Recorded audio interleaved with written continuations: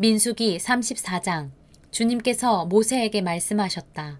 이스라엘 자손에게 명하여라. 그들에게 다음과 같이 말하여라. 너희는 이제 곧 가나안 땅에 들어가게 된다. 이 땅은 너희가 유산으로 받을 땅인데 다음과 같이 사방 경계를 정한 가나안 땅 전체를 일컫는다. 너희 영토의 남쪽은 에돔의 경계선과 맞닿는 신광야에서부터 시작된다. 그러므로 너희 영토의 남쪽 경계는 동쪽의 사해 끝에서부터 시작된다.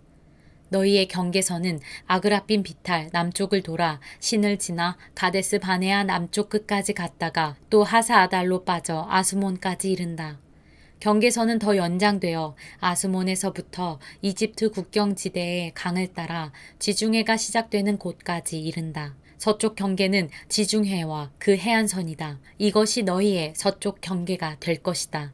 너희의 북쪽 경계는 다음과 같다. 지중해에서부터 호르산까지 너희는 경계선을 그어라.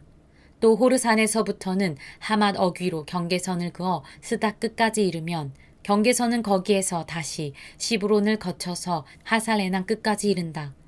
이것이 너희 영토의 북쪽 경계이다. 너희의 영토의 동쪽 경계를 하살레난에서부터 스밤까지 그어라. 경계선은 여기에서 더 연장되어 스밤에서부터 아인 동쪽 리블라까지 내려갔다가 동쪽의 긴네렛 바다 해변까지 더 내려간다. 거기에서 다시 경계는 요단으로 내려가 사해 끝에서 멈춘다. 이것이 너희 땅의 사방 경계이다. 모세는 이스라엘 자손에게 명령하였다. 당신들 9지파와 반쪽 지파는 주님께서 당신들에게 주도록 명하신 이 땅을 제비 뽑아 나누어 가지십시오. 르우벤 자손의 지파와 갓 자손의 지파와 므낫세 반쪽 지파는 조상 집안을 따라 유산을 받았습니다. 이 두 지파와 반쪽 지파는 자기들의 유산을 해 뜨는 쪽 여리고 맞은편 요단 강 동쪽에서 이미 차지하였습니다. 주님께서 모세에게 말씀하셨다. 너희에게 유산으로 땅을 나누어 줄 사람들의 이름은 제사장 엘르아살과 눈의 아들 여호수아이다. 너희는 또 땅을 유산으로 나누어 줄 사람을 지파마다 한 사람씩 대표로 뽑아라. 다음은 그 사람들의 명단이다. 유다 지파에서는 여분네의 아들 갈렙이요. 시몬 지파에서는 함미옷의 아들 스무엘이요. 베냐민 지파에서는 기슬론의 아들 엘리다시요. 단 자손 지파에서는 요글리의 아들 붓기 족장이요. 요셉 자손 가운데 므낫세 자손의 지파에서는 에봇의 아들 한니엘 족장이요. 에브라임 자손의 지파에서는 십단의 아들 그므의 족장이요. 스불론 자손의 지파에서는 바르낙의 아들 엘리사반 족장이요. 이사갈 자손 지파에서는 아산의 아들 발디의 족장이요. 아셀 자손의 지파에서는 슬로미의 아들 아히유 족장이요. 납달리 자손의 지파에서는 암미웃의 아들 부다헬 족장이다. 이들은 가나안 땅에서 이스라엘 자손에게 유산을 나누어 주도록 주님께 명령을 받은 이들이다. 민수기 35장. 여리고 건너편 요단 강가 모압 평야에서 주님께서 모세에게 말씀하셨다. 너는 이스라엘 자손에게 그들이 유산으로 받는 땅에서 레위 사람이 살 성읍들을 떼어주라고 명령하여라. 레위 사람에게는 성읍과 함께 그 주변의 목초지도 함께 주어라. 그래야만 그들이 그들의 재산인 가축대와 모든 짐승들을 그 목초지에서 기르면서 그 여러 성읍에서 살게 될 것이다. 너희가 레위 사람에게 줄 성읍 둘레의 목초지의 범위는 각 성에 다 같이 성벽 둘레로부터 2,000자까지의 지역이어야 한다. 성을 중심으로 하여 성 밖 동쪽으로 2,000자, 남쪽으로 2,000자, 서쪽으로 2,000자, 북쪽으로 2,000자씩을 재어라. 이것이 각 레위 사람의 성읍에 딸린 목초지이다. 너희가 레위 사람에게 줄 성읍들 가운데서 6은 도피성으로 만들어서 사람을 죽인 자가 그리로 도피할 수 있게 하고 이 밖에 별도로 레위 사람에게 42성읍을 주어라. 너희는 레위 사람에게 모두 48성읍과 거기에 딸린 목초지를 주어야 한다.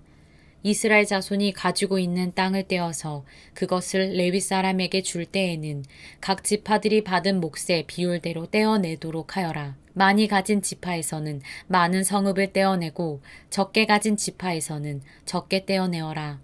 주님께서 모세에게 말씀하셨다. 너는 이스라엘 자손에게 말하여라. 그들에게 다음과 같이 일러라.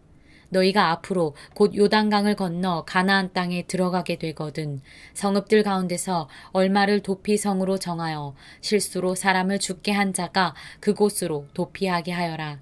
그 성읍들을 복수자를 피하는 도피처로 삼아서 사람을 죽게 한 자가 회중 앞에서 재판을 받기 전에 죽는 일이 없도록 하여야 한다.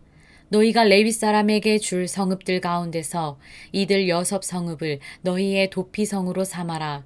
그 가운데 3성읍은 요단강 동쪽에 두고 나머지 3성읍은 가나안 땅에 두어 도피성이 되게 하여라. 이들 6성읍은 이스라엘 자손은 물론이려니와 외국인이나 너희와 함께 사는 본토인이면 누구든지 실수로 사람을 죽게 한 자가 도피하는 곳이 될 것이다.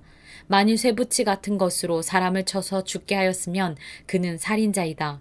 그러한 살인자는 반드시 죽여야 한다. 사람을 죽일 만한 돌을 들고 있다가 그것으로 사람을 쳐서 죽게 하였으면 그는 살인자이다. 그러한 살인자는 반드시 죽여야 한다. 만일 사람을 죽일 만한 나무 연장을 들고 있다가 그것으로 사람을 쳐서 죽게 하였으면 그는 살인자이다. 그러한 살인자는 반드시 죽여야 한다. 이러한 경우에 그 살인자를 죽일 사람은 피해자의 피를 보복할 친족이다. 그는 그 살인자를 만나는 대로 죽일 수 있다. 미워하기 때문에 밀쳐서 죽게 하거나 몰래 숨어 있다가 무엇을 던져서 죽게 하거나 원한이 있어서 주먹으로 쳐서 사람을 죽게 하였으면 그는 살인자이다. 그러한 살인자는 반드시 죽여야 한다. 피를 보복할 친족은 어디서 그를 만나든지 그를 죽일 수 있다.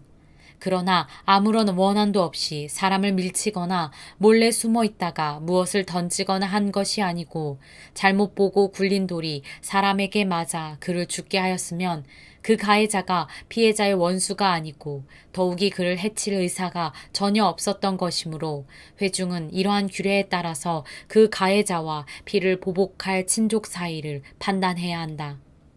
회중은 그 살인 혐의를 받은 사람이 피를 보복할 피해자의 친족에게서 보복을 당하지 않도록 그 살인 혐의자를 그가 도피한 도피성으로 돌려보내야 한다. 그리고 그는 거룩한 기름을 부어 성직에 임명된 대제사장이 죽을 때까지 거기에 머물러야 한다.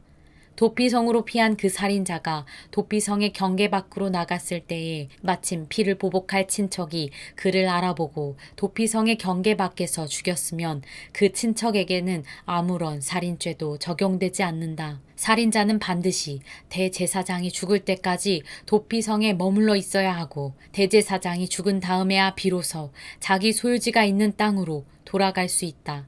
위에서 말한 율례는 너희가 어디에 가서 살든지 자자손손 모든 세대에 적용되는 율례이다. 누구든지 사람을 죽인 사람은 살인자이므로 반드시 죽여야 한다. 그러나 거기에는 증인들이 있어야 한다. 오직 한 증인의 증언만으로는 어느 누구도 죽이지 못한다. 살인죄를 지었을 때에는 살인범에게서 속전을 받고 목숨을 살려주어서는 안 된다. 그는 반드시 죽여야 한다. 대제사장이 죽기 전에는 도피성으로 피한 사람에게 속전을 받고 그를 제 땅으로 돌려보내어 살게 해서는 안 된다. 너희가 사는 땅을 더럽히지 말아라. 피가 땅에 떨어지면 땅이 더러워진다. 피가 떨어진 땅은 피를 흘리게 한 그 살해자의 피가 아니고서는 깨끗하게 되지 않는다. 너희가 사는 땅, 곧 내가 머물러 있는 이 땅을 더럽히지 말아라. 나 주가 이스라엘 자손과 더불어 함께 머물고 있다. 민수기 36장. 요셉 자손 가문 가운데 므낫세의 손자이자 마길의 아들인 길르앗 자손 가문이 있는데 바로 길르앗 자손에 속한 각 가문의 우두머리들이 나서서 모세와 이스라엘 자손의 지도자들인 각 가문의 우두머리 앞에 나와서 이렇게 말하였다. 이 땅을 제비 뽑아 이스라엘 자손에게 분배하여 유산을 삼게 하라고 주님께서 어른께 명하셨을 때에 주님께서는 어른께 우리의 친족 슬로브앗의 토지 유산을 그의 딸들에게 주라고 명하셨습니다. 그러나 그 딸들이 이스라엘 자손의 다른 지파 남자들과 결혼할 때에는 그 딸들이 받은 유산은 우리 조상 대대로 물려온 유산에서 떨어져 나가 그 딸들이 시집간 그 지파의 유산이 될 것입니다. 그렇게 된다면 우리 지파의 몫으로 분배된 유산의 일부를 우리는 잃고 맙니다. 이스라엘 자손이 누리는 희년이 되어도 그 딸들이 물려받은 유산은 그 딸들의 시집 지파의 유산에 합쳐질 것이므로 결국 우리는 조상 대대로 물려받은 지파 유산에서 그만큼의 유산을 잃는 것입니다. 주님의 명을 받들어 모세가 이스라엘 자손에게 명령하였다. 요셉 자손 지파의 말이 옳소. 주님께서는 슬로브와 딸들의 경우를 두고 이렇게 명하셨소. 그 딸들은 자기들의 마음에 드는 남자가 있으면 누구하고든지 결혼할 수는 있소. 그러나 그들이 속한 조상 지파의 가족에게만 시집갈 수 있소. 이스라엘 자손의 지파 유산이 이 지파에서 저 지파로 옮겨지는 일이 없어야 이스라엘 자손이 제각기 자기 조상으로부터 물려받은 지파의 유산을 그대로 간직할 수 있을 것이오. 이스라엘 자손의 지파 가운데서 유산을 받은 딸들은 누구나 자기 조상 지파의 가족에게로 시집가야 하오.